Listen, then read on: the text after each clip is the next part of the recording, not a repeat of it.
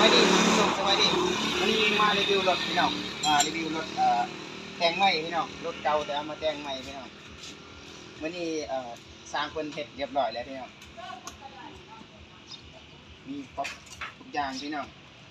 เฮ็ดซีแน่พี่น้องแล้วเฮ็ดแต่งหลายอย่างแต่ตลอดมาเดียวพี่น้อง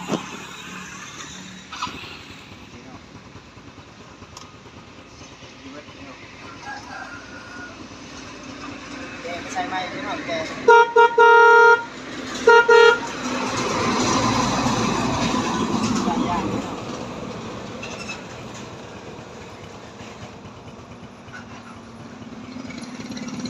รถเบนซ์พี่น้องเบนซ์ธรรมดา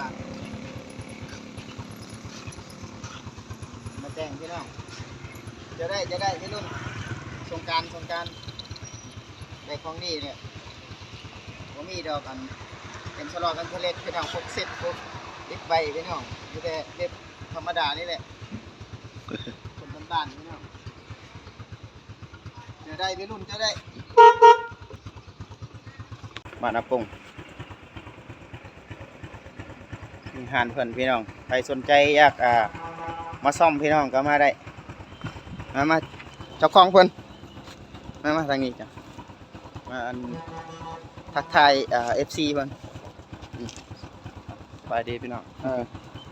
สบายดีบอกสถานที่บอกหานเจ้าสื่อจังไดอยู่ไสหานนายหน่อยได้สิ่งเนาะอยู่บ้านนาปงเมืองคงจะโดนแทงสารวัตรโอเคขอบใจพี่น้อง